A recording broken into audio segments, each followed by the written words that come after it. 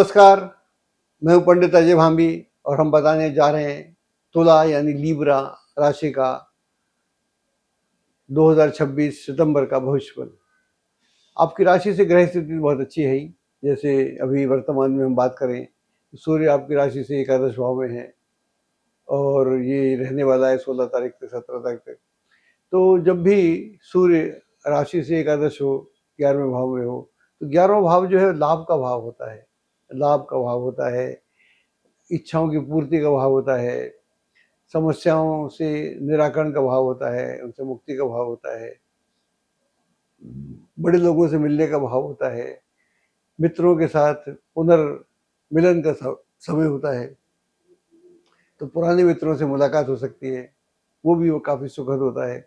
जब पुराने मित्रों से मिलते हैं तो बहुत सारी यादें, बहुत सारी बातें, बहुत सारी सिचुएशन जो ऐसी हैं जो आप औरों के साथ शेयर ही नहीं कर सकते। संबंध तो आदमी के कई होते हैं, लेकिन कुछ खास होते हैं। तो खास लोगों से जो मुलाकात होगी उसके लिए ठीक है। लाभजनक स्थितियां निर्मित होंगी। अगर आप नौकरी की तलाश में हैं तो आपको निराश नहीं होना पड़ेगा, तो आपको नौकरी प्राप्त हो जाएगी। नौकरी आपके लिए अच्छी होगी और वर्तमान नौकरी में भी उन्नति के स्कोप बनेगा, उन्नति हो सकती है। अगर आप किसी पर्टिकुलर जगह पर ट्रांसफ़र चाहते हैं तो उसकी भी संभावना काफ़ी प्रबल है।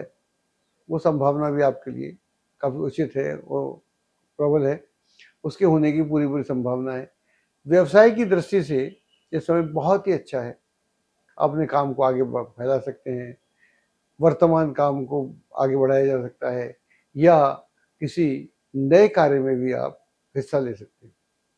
तो ऐसा कहा जाए कि यह जो समय है, ये आपकी समस्याओं से आपको मुक्ति दिलाने का समय है।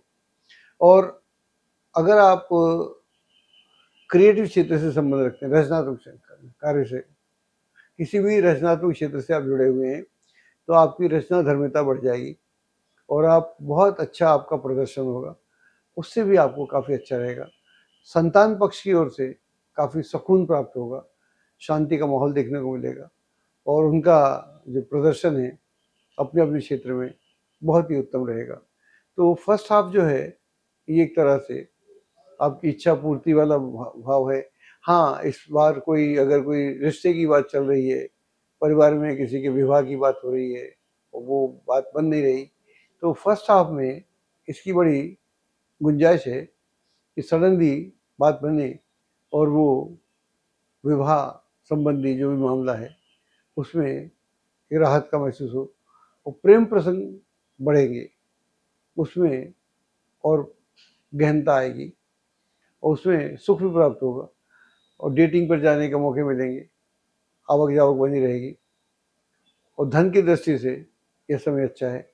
आय में वृद्धि का संकेत है और परिवार में आप कुछ रेनोवेशन वगैरह कुछ भी कराने का आपका विचार है, उसमें आपको बहुत अच्छी सफलता प्राप्त होगी, वो आप करेंगे। जब हम 17 तारीख की हम बात करें तो वहाँ पर 2 ग्रह बड़े परिवर्तन में आते हैं।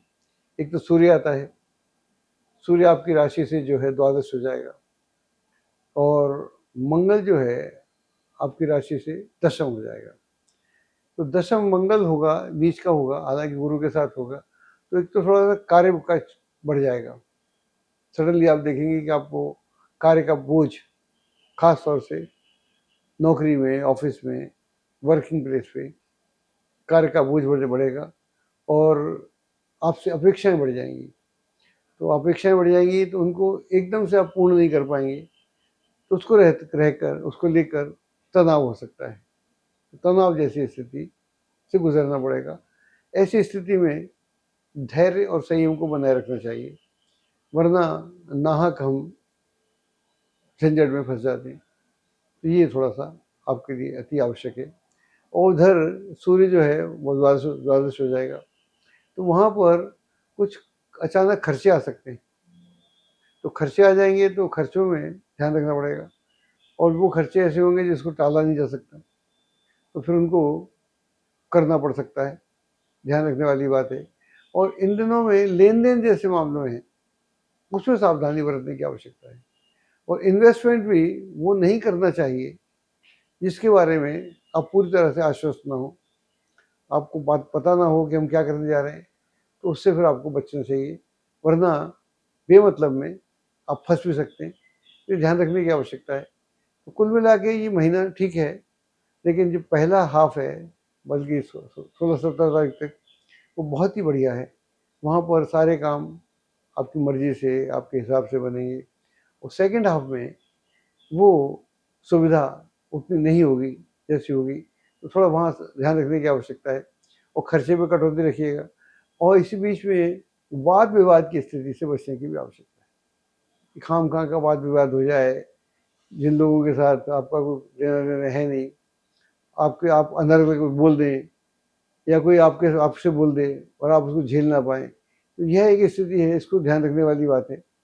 थोड़ा स्वास्थ्य के प्रति ध्यान रखें, अपनी वाणी पर ध्यान रखें और खर्चों पे ध्यान रखेंगे, तो मैं समझता हूँ ये महीना आपके हिसाब से बहुत ही अच्छा निकलेगा। एस्ट्रोलॉजी की सटीक जानकारी के लिए विश्वविख्यात एस्ट्रोलॉजर अजय भांबी के YouTube चैनल ABC चैनल को सब्सक्राइब, लाइक और शेयर करें। लेटेस्ट अपडेट के लिए बेल के बटन पर जरूर क्लिक करें।